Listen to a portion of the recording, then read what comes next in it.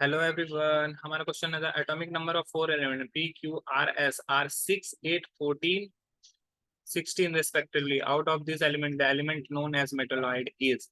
देखो, पी है, क्यू है, आर है और एस है। एटॉमिक नंबर है 6, 8, 14 और 16। बोला गया है कि इस सभी में से कौन सा एलिमेंट मेटलॉइड के नाम से जाना जाएगा।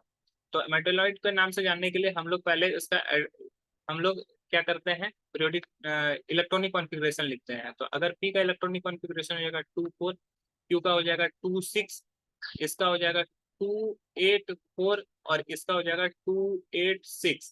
तो जिसके आउटर मोस्ट सेल में जनरली 1 2 3 एलिमेंट होता है वो मेटल होता है, जिसके आउटर मोस्ट सेल में 5 6 7 एलिमेंट होता है वो नॉन मेटल होता है। और जिसके आउटर मोस्ट सेल में 4 इलेक्ट्रॉन होता है वो मेटल भी हो सकता है, नॉन मेटल भी हो सकता है और मेटलॉइड भी हो सकता है। ठीक है। तो अगर जिसके आउटर मोस्ट सेल में दो ये 4 एलिमेंट है, ये क्या होता है, नॉन मेटल होता है। ठीक है, ये नॉन मेटल।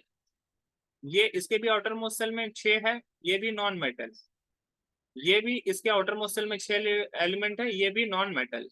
लेकिन जिसके आउटर मोस्ट सेल में 4 एलिमेंट है, ये क्या होता है, ये मेटेलॉइड को फॉलो करता है।